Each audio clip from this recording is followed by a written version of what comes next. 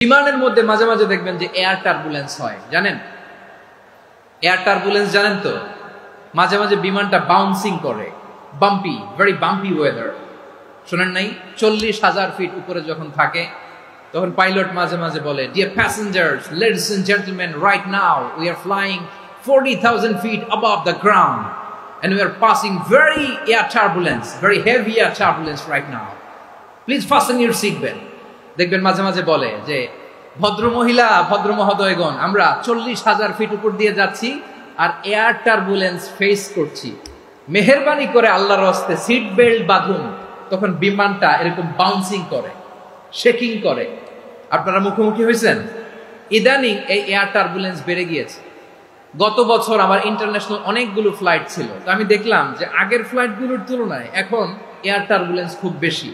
আমি একটু রিসার্চ করে দেখলাম, ক্লাইমেট চেঞ্জের কারণে, জলবায়ু পরিবর্তনের কারণে আকাশের বাতাসের মুভমেন্টে পরিবর্তন হয়েছে, ফলে এখন বিমান শেকিং করে বেশি, বাউন্সিং, বাম্পি ওয়েদার। তো বলেন তো, 40,000 ফিট উপরে যখন আপনি, কয় হাজার ফিট? সবাই বলুন, কয় হাজার ফিট? 40,000 ফিট উপরে যখন আপনি, তখন যখন বিমানটা এরকম বাউন্সিং করে, সবাই যখন ভমিটিং করে বিমান নষ্ট করে দেয়, বমি করে, তখন বাঁচানোর কে আছে আল্লাহ ছাড়া? কেউ আছে? ওই মুহূর্তেও সবাই মিলে একজনকে ডাকে আওয়াজ করে বলেন, তিনি কে?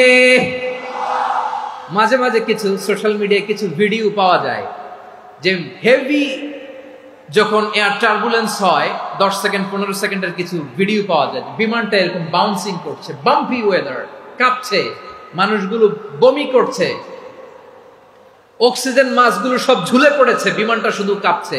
তখন দেখবেন বিমানের ভেতরেও এরকম লঞ্চের মতো চিৎকার আছে না নাই? বিমানের ভেতরেও তখন চিৎকার। গত বছর হিথ্রো এয়ারপোর্ট থেকে সিঙ্গাপুর এয়ারলাইন্সের একটা ফ্লাইট, হিথ্রো টু চাঙ্গি, একটা ফ্লাইটে এমন বেশি এয়ার টার্বুলেন্সের শিকার হয়েছিল ওই এয়ারক্রাফটটা, 33 জন যাত্রী সেখানে আহত হয়েছে, একজন যাত্রী নিহত হয়েছে। কেবিন ক্রুজ, এয়ার হোস্টেস যারা আছে, একজনের নাক ফেটে, চোখ ফেটে, কপাল ফেটে, ব্লিডিং হয়ে শয়লা। প্রিয় ভাইয়েরা, ওই 40,000 ফিট উপরে বিমানটা যখন কাঁপবে, তখন আমাদেরকে আল্লাহ ছাড়া আর কেউ বাঁচানোর আছে? এত আস্তে বললে হবে? ওই কঠিন মুহূর্তে আমার বাবা আমারে বাঁচাতে পারে, আমার বন্ধু আমারে বাঁচাতে পারে। এই গ্রাউন্ডে, জমিনের বুকে আমার প্রোটোকল, আমার ক্ষমতা, আমার দাম্ভিকতা, কোনো কিছু আমারে বাঁচাতে পারে একজন ছাড়া। চিল্লায় বলতে হবে, তিনি কে? সে আল্লাহ বললেন, গোলাম, আমি বিপদের সময় ঠিকই তোমাদের বাঁচিয়ে দেই। ওই বিমানের ভেতরে 40,000 ফিট উপরে যখন তোমরা এয়ার টার্বুলেন্সের শিকার হও, তখন নাস্তিকও আল্লাহরে ডাকে, হিন্দু আল্লাহরে ডাকে। জোরে বলেন, ঠিক কিনা? আবার বিমানটা যখন শান্ত হয়ে যায়, একটু পরেই বিমানের স্ক্রিনের মধ্যে হিন্দি সিনেমা খোঁজে। বিমানের স্ক্রিনে কিন্তু বিশাল ওখানে আফলাম ফিল্মের একেবারে বুঝাই করা। বিমানটা শান্ত হলে আবার হিন্দি সিনেমা দেখা শুরু করে। একটু আগে ডাকছিল কারে? দেখবেন বাংলাদেশে আমাদের ক্রিকেটাররা যখন অন্য কোনো দেশের সাথে খেলে, অনেক সময় এমন হয়, বল বাকি একটা, রান দরকার 6টা। বল বাকি কয়টা?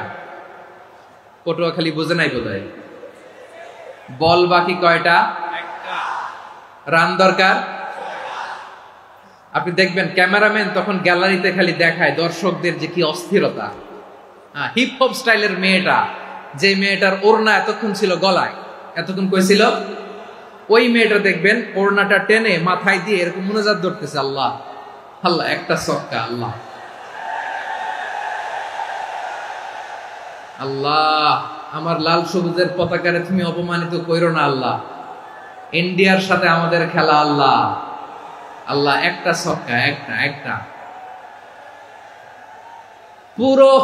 পুরো খেলা জুড়ে এই মেয়ের ওড়না ছিল গলায়, কিন্তু যখন 1 বলে 6 রান দরকার, ওড়না চলে আসছে কোথায়? মাথায়। আবার মুনাজাত আছে না নাই? ঠিকই বাংলাদেশের দামাল ছেলে এমন এক শট মারলো, বল চলে গেল স্টেডিয়ামের বাইরে, ছক্কা, জিতে গেলাম আমরা। পুরো স্টেডিয়াম জুড়ে চিৎকার, হই হুল্লোড়, মৌজ মাস্তি। যেই মেয়েটা মাথার মধ্যে ওড়না দিয়ে এতক্ষণ সুবহানাল্লাহ সুবহানাল্লাহ বলে আল্লাহর কাছে দোয়া করেছে, ওই মেয়ে এখন আবার ওড়না ফেলে দিয়ে নাচা শুরু করে দিয়েছে। তাহলে আল্লাহর ভয়, আল্লাহর প্রতি আস্থা, বিশ্বাস, ভালোবাসা, এটা কি ক্ষণিকের জন্য? মানে আমার যখন লাগবে তখন আল্লাহর ইউজ করবো নাকি? হ্যাঁ, বিপদে আপদে, সুখের সময় দুঃখের সময় সচ্ছল অসচ্ছল অবস্থায় বিশ্বাসীরা ভরসা রাখে একজনের উপর। চিৎকার করে বলো, পটুয়াখালী তিনি কে? সে আল্লাহ বললেন, গোলাম মনে করো না জাহাজ থেকে সদরঘাটে ভিড়িয়ে দিলাম তুমি নিরাপদ হয়ে গেছো। মনে করো না 40,000 ফিট থেকে সেফ ল্যান্ডিং এর পরে এয়ারপোর্টে নেমে গেলেই তুমি নিরাপদ হয়ে গেছো। ও মিয়া, বিপদ কি শুধু সাগরে আর আকাশে? ঘরের বিপদও, ঘরের ভেতরও বিপদ আসতে পারে কি পারে না? এজন্য সূরা মুলক আল্লাহ বললেন, আমিনতুম মান ফিস সামাই আন ইয়াখসিফা বিকুমুল আরদা ফাইযা হিয়া তামুর। তোমরা কি ভাবছো তোমরা নিরাপদ? সাগরের মধ্যে তুফান, আল্লাহ আল্লাহ ডাকলাম, সদরঘাটে যেয়ে পড়ছি, বাইসে গেছেন তো আপনি। আর পাবে আপনারে আল্লাহ? আল্লাহরে তো সাগরের মাঝখানে তো আল্লাহ আপনারে পাইছিল, আর তো পাবে না। আর পাবে আপনারে?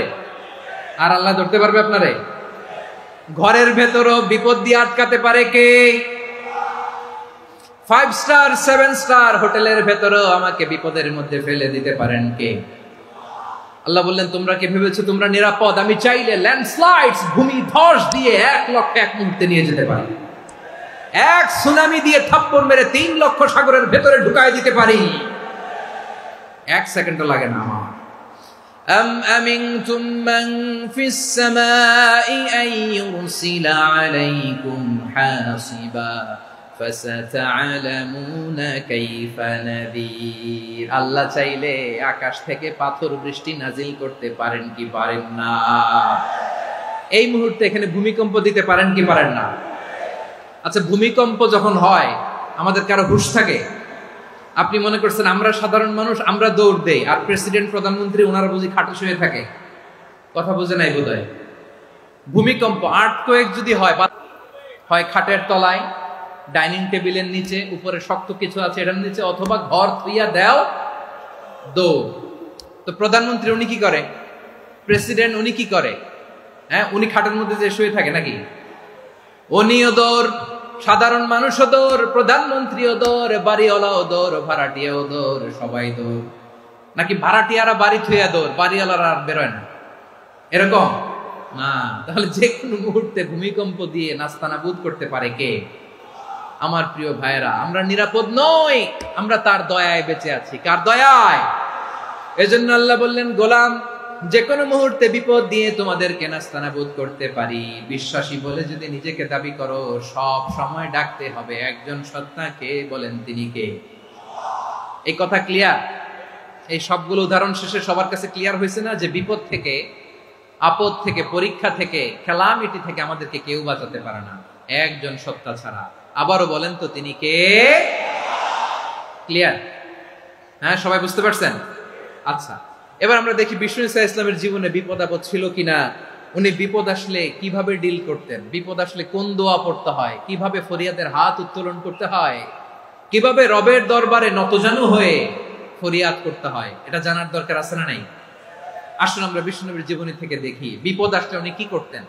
বিপদ আসলেই প্রথমে বিষ্ণু ঈসা ইসলাম একটা দোয়া পড়তেন। কি পড়তেন? তিনি পড়তেন, ইন্না লিল্লাহি ওয়া ইন্না ইলাইহি রাজিউন। নিশ্চয় আমরা আল্লাহর জন্য, নিশ্চয় আমরা কার দিকে ফিরবো ভাই? আবার কার দিকে ফিরবো? আওয়াজ করে বলুন তো, আমরা এসেছি কার কাছ থেকে, আবারও ফিরে যাব কার কাছে? এজন্য বিষ্ণুই পড়ছেন, ইন্না লিল্লাহি ওয়া ইন্না ইলাইহি রাজিউন। নিশ্চয় আল্লাহর জন্য, ওই আল্লাহর দিকেই আমরা ফিরে যাব।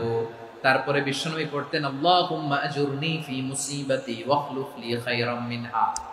একসাথে প্রথমে পড়তেন ইন্না লিল্লাহি ওয়া ইন্না ইলাইহি রাজিউন, তারপর পরে পড়তেন আল্লাহুম্মা আজুরনি ফি মুসিবাতি ওয়াখলুফ লি খায়রাম মিনহা। মানে আল্লাহ, এই যে আমি বিপদে ধৈর্য ধারণ করলাম, এটার সব তুমি আমারে দাও, আর যেটা হারালাম এর চেয়ে ভালো কিছু দিয়ে মেকআপ করে দিও, ভালো কিছু দিয়ে বদল করে দিও। সুবহানাল্লাহ পড়েন।